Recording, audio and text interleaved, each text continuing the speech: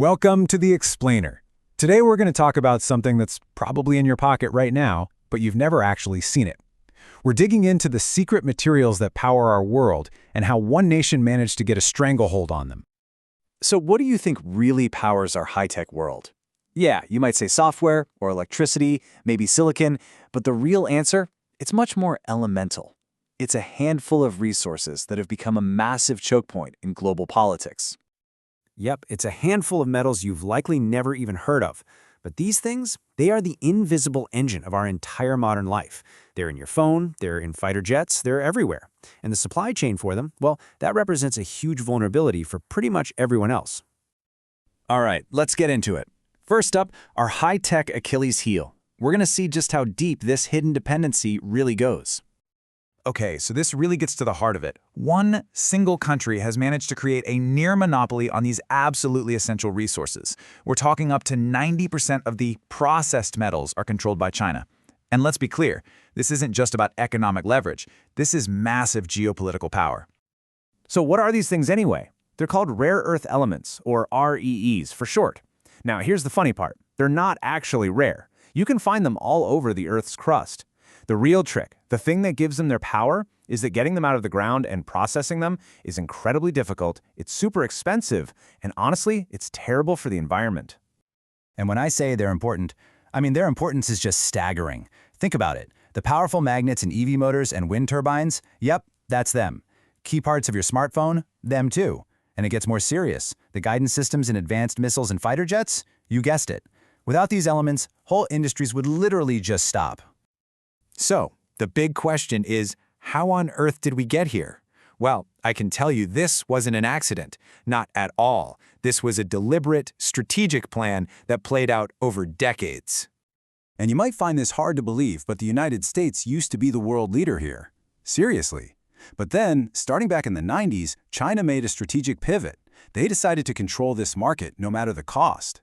And they totally succeeded, especially in that all-important processing stage. That's where the real money and the real power is. And how did they do it?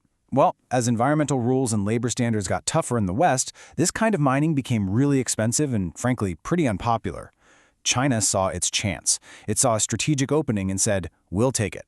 They were willing to do the dirty, dangerous, and expensive work that other countries were more than happy to ship overseas.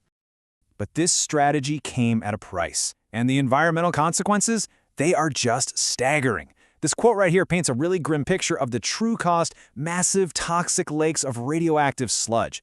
That right there, that's the hidden byproduct every time we demand the newest phone or the latest gadget. Okay, so this all leads us to our next big point. We're going to see how this economic dominance gets transformed, because it's not just a business advantage anymore. Oh no, it is being wielded as a geopolitical weapon.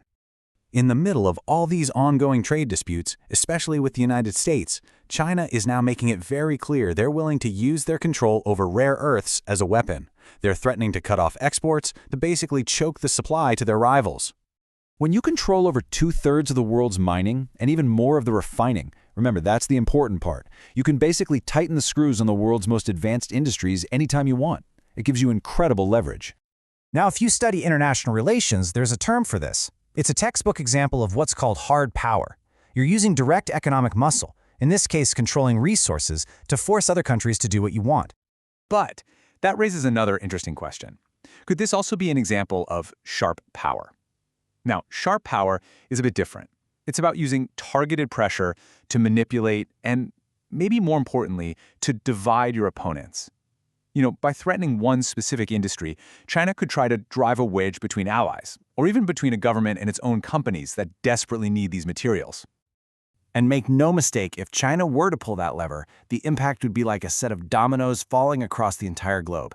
This isn't just a problem for Washington. It could cripple car manufacturing in Germany, it could slam the brakes on Europe's green energy plans, it could even stop progress in developing nations in Africa by making essential tech just too expensive to buy. So, as you can imagine, this very real threat has been a massive wake-up call for the rest of the world. And it has kicked off a global race to adapt, to find a way to break free from this dependency. And the response is really happening on three main fronts. First, find new places to mine this stuff, right? Fund projects outside of China. Second, innovate. design new technologies that don't need these rare earths, or at least need less of them. And third, and this one is huge, recycle what we've already got. It's a concept called urban mining. And you're actually seeing some of the big tech giants play a huge role here. I mean, look at Apple. They're leading the charge, completely redesigning their supply chains to use 100% recycled rare earths in things like speakers and magnets. Tesla's another one. They're working hard to use less of these materials and find suppliers outside of China. Now let's be realistic. Recycling is not a silver bullet. It's not going to solve the whole problem overnight. But it is a really critical piece of the puzzle. If we could build out a mature urban mining system, it could potentially take care of a fifth of the world's demand. And that would create a vital cushion against any future supply shocks. When you step back and look at the big picture, this whole situation shows that we've entered a totally new era of strategic competition. It's not just about who has the biggest army or the strongest economy anymore. As this quote puts it so perfectly, the global balance of power might just come down to who controls the dirt under our feet. And so all of this leaves us with one final, really crucial question to think about. As this scramble for critical minerals gets more and more intense, what's going to happen? Is it going to push nations to form new alliances to work together because they're all facing the same vulnerability? Or is it going to drive everyone further apart, creating an even bigger fight, a zero-sum game for control? The answer to that question? Well, that's going to define the world for a long, long time to come.